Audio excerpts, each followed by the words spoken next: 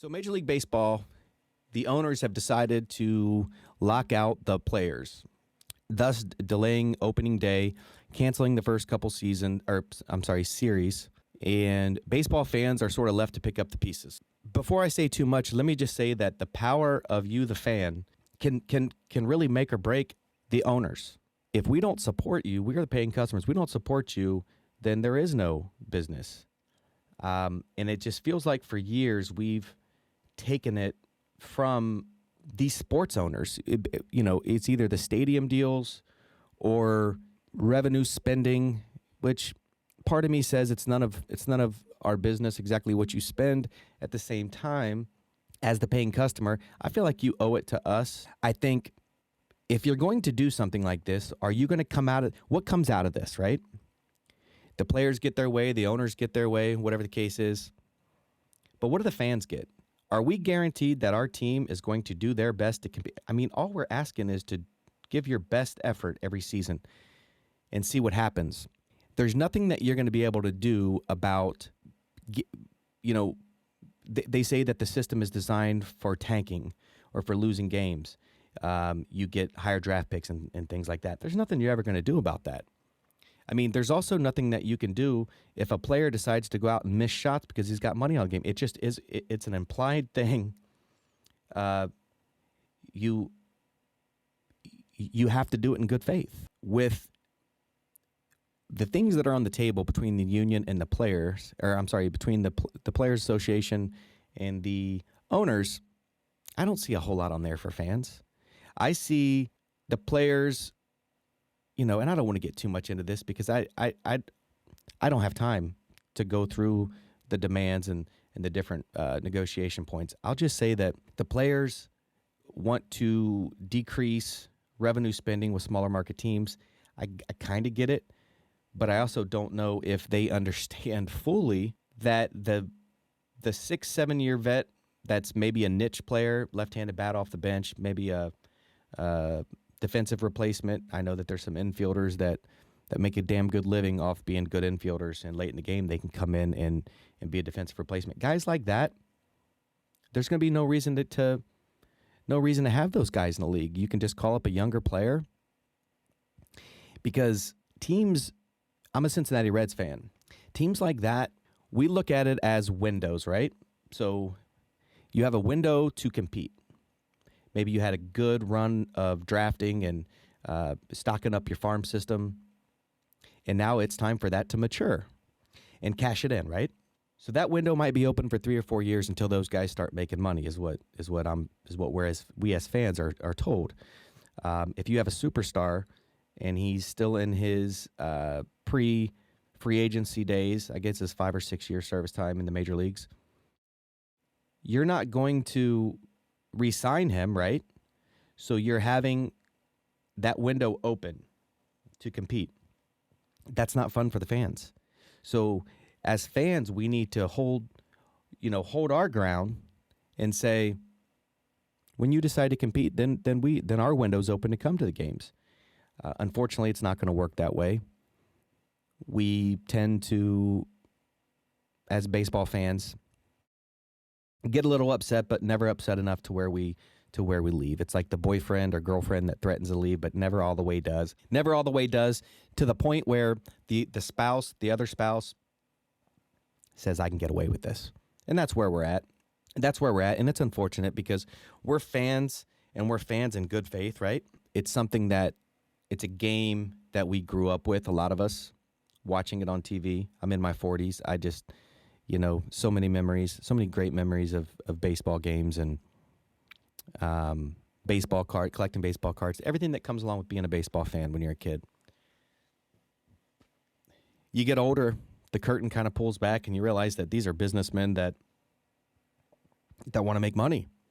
And there's nothing wrong with that. But at what point does the fans factor into your equation? You're assuming that, and this is for the players and the owners, you're assuming that fans are just sitting here waiting to come running back to you. I can only speak for myself and others that I've talked to and saying, I don't think that's going to happen. There's so many more challenges today. The game of baseball especially as it translates to television, it's not very easy on the eyes, if you will. The pace is so slow. I know they've tried to address that. They can't seem to get that right. It's fair to ask if it's a dying sport at the major league level. The money has gotten completely out of control, but it's already out of the bag. Pandora's box is open on that. Once you get guys that are making hundreds of millions of dollars on a guaranteed contract, you've lost control. Nobody needs that much money to play a game. Nobody. I don't care how much revenue you are. It's out of control. There has to be better ways to go about it. That doesn't mean it should go into the owner's pocket either. That means that there's something that, but this is me, this is me being a dreamer. I think it's out of control as far as the money goes, but that's, I guess, for a different topic, for a different conversation, because here we are. I want to hear one thing in this negotiation that makes me think that you're concerned about the fans and not about money, not about how do I get over on the players? How do, the players telling the owners how to spend their money, things like that. There should be, it's easy. There should be a salary cap and there should be a floor as well. You have to spend this much. You can't spend more than this. It's pretty simple. From an X and O standpoint, how you could pull that off. This is and you're always going to have teams that are better than other teams about cap maneuvering and things like that, but at least we have a baseline. And at least we know going in what the resources we have. We know that, we don't have to sit here like as a Cincinnati Reds fan when our bullpen's falling apart right in front of our faces and we're throwing the same people out there every night. At least we know that we don't have to sit and pray that the team has enough money to go out and get someone.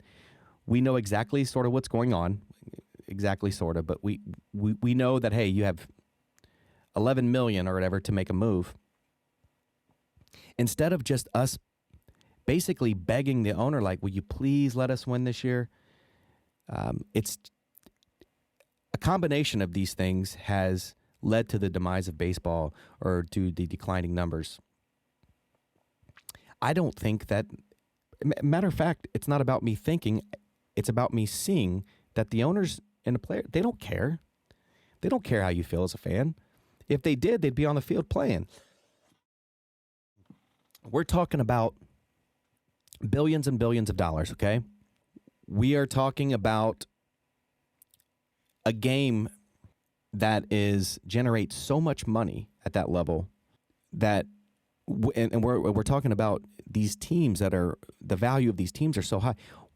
And we're also talking about, in most cases, owners and players who didn't necessarily do this. These guys that own the team, baseball, the seeds of baseball have been put down for 100 years. This isn't something that, I like I said, I'm a Reds fan. I'll say Bob Castellini. This isn't something that, Castellini didn't make the Reds worth what they're worth today. It was the teams of the 70s, the teams of the 40s. You're lucky enough to own a team, and now you are entitled enough to pull that away from the fans that have made that team what it is. This is a city, Cincinnati, where we voted to keep you here, build you a stadium. And to see this play out the way that it does is nothing short of just frustrating, heartbreaking. It's one of them things where, as an adult, being a baseball fan is still something that ties me to my childhood, right? Something that still, being at a ball game can take me right back to being a 10-year-old kid. And to see where it's at today is very frustrating, and it's very sad. And I don't know where the future of the game is headed. They're already cutting out minor league baseball. the presence of minor league teams around the country isn't going to be something that increases through the years. It's going to decrease. There's going to be things eliminated, not added. And it's all about the dollar. And let me tell you, there's nothing like going and seeing a good minor league baseball game in the summer. It really is a magnet for kids to be lifelong fans of the sport. It really is sad because at some point we as fans have to make a decision. Is this something that I want to invest my money in? Listen, sports for kids. I have 2 small boys. When I say small, they're elementary age.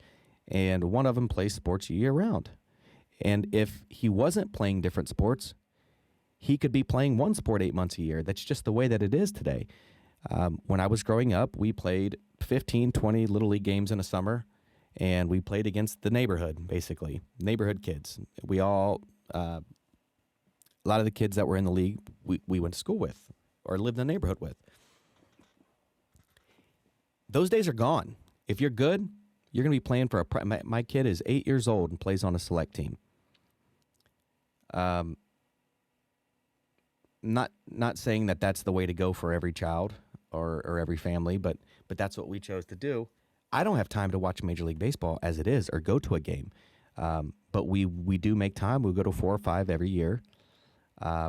And we follow the Reds, followed other teams. My kid is a big fan of Tatis that plays for San Diego, Manny Machado, and Mike Trout when he plays. But other than that, I don't hear my son or his friends talking about baseball, talking about different players. Now, they do know all about the NFL players. A lot of that's from Madden, but a lot of it is just a more marketable game. It's the pace of it is quicker.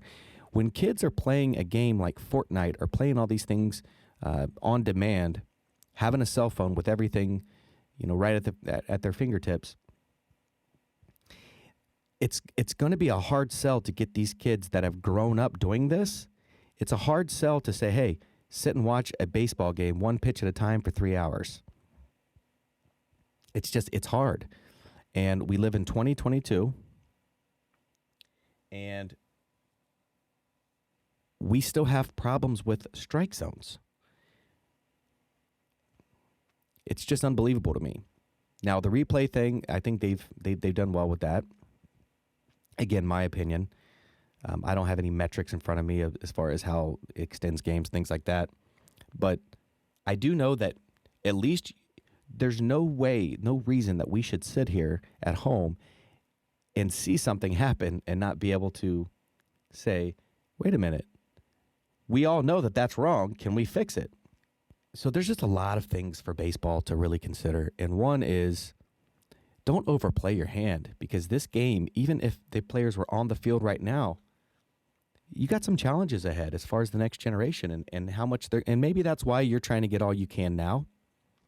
And as you see these different streaming platforms come into professional sports, it's just going to increase the money. Amazon and different platforms like that. I don't know how marketable baseball is in a highlight-driven world that we're living in. TikTok, everything is quick. We don't have much time to give you. We're on to the next thing. So for baseball to be as arrogant as it is and just assuming that and I have to assume that they're assuming that we're just going to run back. And I don't think that's the case. I know that it's easy for me to cut it out. I get so damn frustrated anyways with the way my favorite team goes about their business that it's almost a relief that I don't have to go through that again this year. Or possibly not have to go through that this year. The Reds have done nothing for the city of Cincinnati in a very long time. And to see the excitement over the Cincinnati Bengals this year was amazing. And really, it's not just a blueprint for Cincinnati, it's a blueprint for all these cities. You see what can happen when, it might be lightning in a bottle, but when you put an effort into building a team and building an organization, what it does for the city, everybody agreed this city was everyone was happy and nice to each other for just a few weeks. or, for that extra bit for just a few weeks. But listen, it shows you the impact. And there's nothing that baseball is doing to generate that impact. I'm sick of seeing the Yankees and the Red Sox on ESPN 47 times a year. At the same time, I get it, but you can't tell me that you're failing marketing different players and things like that when you're showing us the same shit every day, the same shit every night. It takes a plan. You're marketing a kid's game, right? You're marketing a kid's game. Mike Trout, the best player of this generation, could walk into this studio right now and no one would know him. I wouldn't know him. I would, once he started talking and I Googled his picture and looked at him, I said, then I probably would. But these guys play without a helmet. It's not like football where you don't see their faces until they decide to show them on the sideline without their helmet on. And I still think football kills baseball in that department. As far as the negotiations and what they're negotiating for, does it matter? Does it matter? We're talking about billions of dollars. So I'm not in any position to tell you exactly what's going on because I just don't care. But I will tell you that I see nothing that says a clear outline of how you're going to make this game better for the fans and make it long-term better for the fans to where we can invest our loyalty, we can invest our time, our money, our energy into the product that you're putting out. Cutting out, Major League Baseball, the players, if you cut out revenue sharing, listen, I get it. Some teams are always going to be cheap. But now you're giving them a reason to be. To the owners, is that minimum salary of $20,000 a year? Is that really a contentious point? Is it not fair? Or is that fair in your eyes? I mean, is that real? You're negotiating. You're going to have to give on some things. And again, I don't know if they have or not or haven't. So I'm going to speak very lightly on that. I just know that as a fan, we're the ones that hold the power, right? It's our money. It's our decision to go to a baseball game. It's our decision to root for a team. I just don't know if that's factored in as much as you would like to think that it is. I think that what Major League Baseball and the players, I think what they are thinking is as soon as this strike's over or this lockout is over, it's going to be business as usual, and it's not. So players, I know one thing, it's not fun to play in front of empty stadiums, but you have to give, you have to sacrifice a little bit, and it has to be for the sake of the fans. The players probably have a good argument. I'm sure if you sit and talk to the owners, they may have an argument, whatever the case is. But the fans, ours is the one that matters. And if it's not making the game better for the fans, then what are we doing? No other what businesses run that way? Where do you work? Do they do business that way? Where it's about them and not the customers? Customer's always right. That's an old saying. Is there any fans out there that think this is right? These are things that happen behind the scenes, and it's not supposed to go this way. You had all year to work this out. I do deals for a living, like a lot of you. There's give and take. But I can typically get it worked out, right? Not because it's less convoluted, because sometimes I do work in convoluted deals. It's because I want to make a deal. Do they want to make a deal? It's easy to say the players do and the owners do not. Either way, here we are. So I asked you as a fan, where do we go from here? What's telling you moving forward this game's going to be a better it's going to be going to the ballpark is going to be a better experience. My team is going to take winning a little bit more serious. What are you seeing that's making you feel like your team's going to compete year in and year out? If you're a Cincinnati, if you're a Milwaukee, if you're a Pittsburgh, St. Louis is on a little bit higher level, but they're still a mid-market team. Tampa Bay seems to figure it out, but even doing it the way that Tampa Bay has done it is catching lightning in a bottle sometimes, right? There's no margin of error for the Tampa Bay Rays to do it the way that they do it year in and year out. These windows are open, right? These windows to compete are open. You know why? Because you're going to draft and develop a player. Fans are going to hear about that player for 5-6 years, get excited, 3-4 years, whatever the case is. And then they're going to come to the major league level. They're going to generate excitement, sell some tickets. Then as soon as they cost money, they're going somewhere else, a bigger market. I'm pleading with you, baseball. That has to stop. That has to stop. Fair is not even a word I like to use because fair is such a subjective, fair is not a good word to use in this situation. But how is your business model set up that way to where you are going to market something or you're going to present something that generates excitement, that generates revenue for you, that generates money for you, and as soon as it costs market price, right? That's too much. We already made. What's the profit margin that you made on that player, right? That's where the greed part comes in. That's where you see a lot of players use the word greed, and it's fair.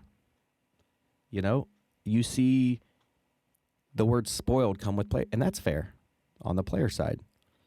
I don't know which side of the fence you sit on, and it really isn't important in this case because I can see the point of both, but I can also see the stupidity on both sides. Hate to use such a harsh word, but it is what it is.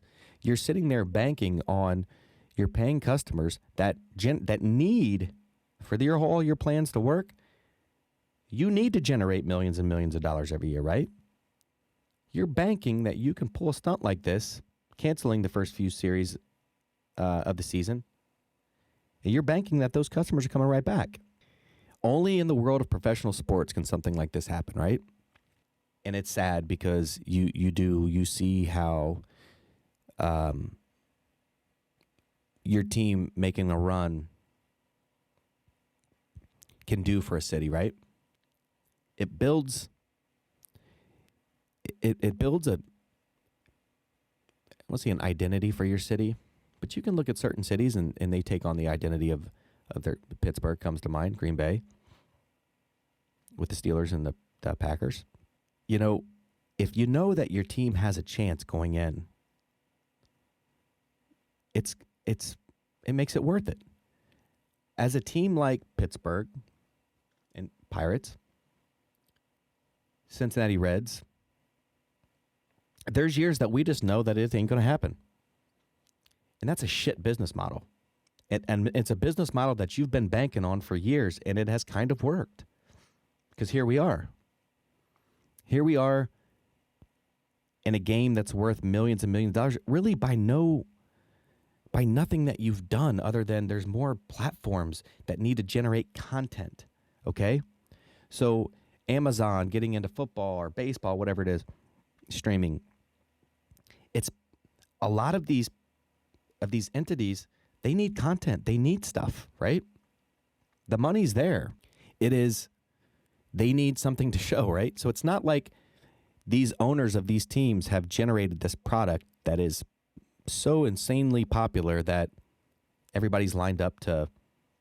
It's because they know that there are loyal fans of the game of baseball that are going to watch it.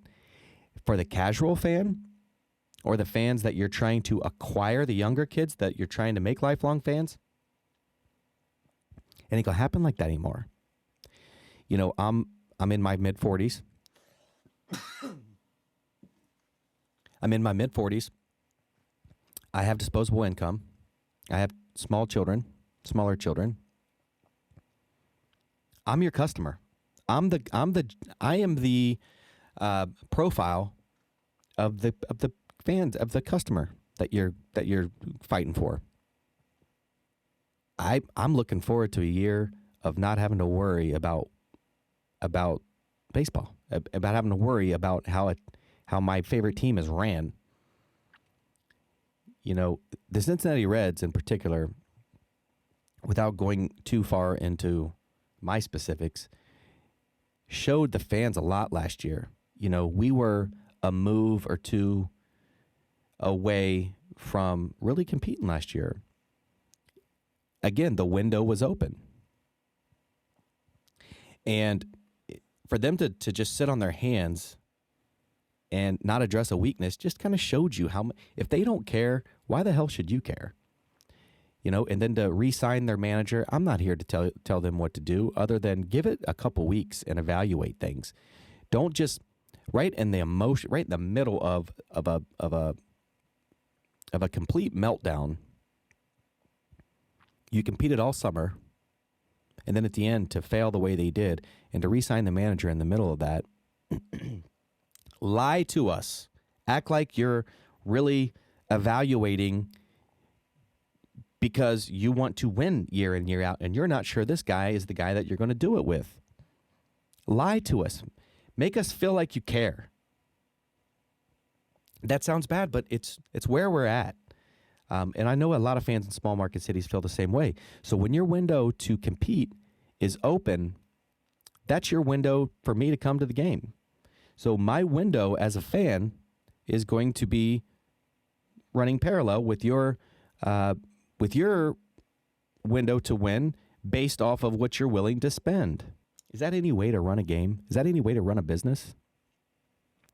So here's hoping that the fans finally wake up and say, you got to earn it this time. You have to show us that you're committed to winning. You have to show us that you're committed to the best interest of your paying customers. Because if not, I know that there's soccer season in a lot of these towns, indoor, outdoor, lacrosse. There's so many things that kids are doing nowadays that we don't need you anymore, baseball. And it's sad, but it's true. And it's just sad from my perspective, being the age that I am, that I could never imagine a time without baseball or what I would do without baseball. I could never imagine a life without having it around, right? We're there, and it's all right. You know, everything's okay. There's lots of other things to spend my time on. So being a frustrated baseball fan, it's not making or breaking me. I know Cincinnati, as well as a lot of other towns, opening day is a big deal. I really hope that the fans give an honest evaluation of what deserves their attention and their hard-earned dollars. I really hope that we evaluate this and really factor in everything that's going on and everything that's went on. Baseball was very arrogant in thinking that they could take a PR hit like this. It's going to be tough moving forward. Here's hoping it's really tough, because I think that if it is really tough, they're going to have to fight to get you back, which is going to be a win for the fans. So let's hope that happens.